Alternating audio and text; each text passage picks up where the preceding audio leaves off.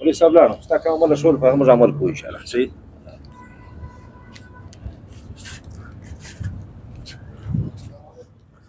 السلام علیکم مولوي صاحب. وعلیکم السلام. ستړي مسي ستړي مسي ستړي مسي ستړي مسي ستړي مسي وروره څنګه خیرات جوړه بیا څه دی امن دی په خیر شکر دی خیر دی الحمدلله ته څنګه خیر خیرات دی الله فضل دی شکر دی خیر څنګه دې ژوند څنګه دی مولوي صاحب ته چې کوم عمل راښولی په هغه باندې موږ عمل وکړو شکر دی اوس الحمدلله هر څه ستا او کاروبار هم ښه برابر دی ښه برکت دی کې ښه کاروبار دی ښه خوند کوي زه شکر کوم عمل چې دی راښولی په هغه باندې موږ عمل وکړو شکر دی شکر دی شکر دی مولوي صاحب تاسو کوم عمل موږ ته راښولی و هغه سره موږ ډېر برابر یو بس کار هم برابر دی ژوند هم برابر دی شکر دی ډېر بچی ده زه شکر دی شکر مولوي صاحب تاسو موږ درو ته کوم عمل راښولی هغه ښه موږ په پابندي وکړي مولوي صاحب دوی ښه سرمایدار اوسو ښه د بنګلو خاوندان اوسو مولوي صاحب زه غریب کې پاتې شوم دا فرق یې مولوي صاحب په کوم ځای کې راغلی ښه دې درو سره پر هغه عمل وکړي ستاسو شکر دی ژوند برابر شو ورته هغه رقم غریب پاتې شو بس تینه یو کار وکړي تینه لاړ شي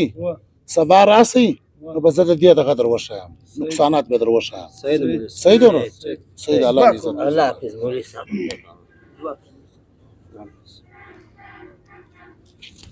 دا مولوي صاحب چیرته تللی دی ته کښېنه وروره مولوي صاحب راسي مولوي صاحب راسي هو راسي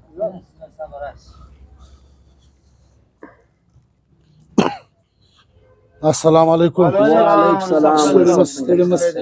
څنګه ښه جوړ یاست یار ما یو ډېر قیمتي شی پیدا کړی پر لارې باندې د سونې چین دی ما خیال پر دا لار د تیسې له سوي دستي په پتې کې د چا دی دا شی مولوي صاحب دا زما دی دا مولوي صاحب زما خزما دی دا شی دا چین دی دا زما دی مولوي صاحب ښه دا ستی دی زما دی دا زما دی نو دا خو چین یو دی تی درې است دا له ما لوېدلی ښه یا مولوي صاحب دا زما دی یا مولوي صاحب دا زما دی اته دا وکړه د سونې چین دی چې د هر چا دی دا غد رسید په کور خامخا د تی سره پروت دی بس هر چا چې رسید راوړي بس زه به د خپل چین هغه ته ورکم صحیح ده چک ورسې چین راوړي چین صحیح صحیح ده ورسې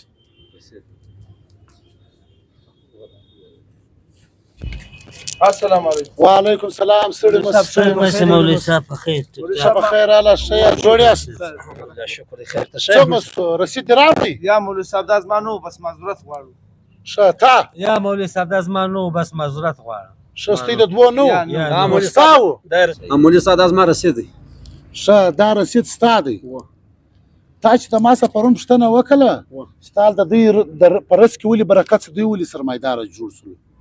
دا ما خالي ستې ټیسټ اخیستي د درو دا چین نه دی دا چین دا ما هلته په ریړۍ کې په شل پوی واستي ما ته ټرای کولی چې په دې کې څو قدر ایمانداري شته څو قدر بېماني شته په دغه دوو ځوانانو خپله صفایي پیش کړله دوی ایمانونه ډېر تکړه وو او په دې هغه الله پاک سرمایه ورکړله سرمایداره سولو پر هغه عمل یې توفیق کړی و الله پاک سرمایداره کړو ول ستا په دغه کې ډېر فرق و تا د شلو فی دپاره دومره غټ دروغ وویل ولاړې د سونې والا څه دي نقلي رسید جوړ کړي ماله دې راوړی ستا دا چین زما دی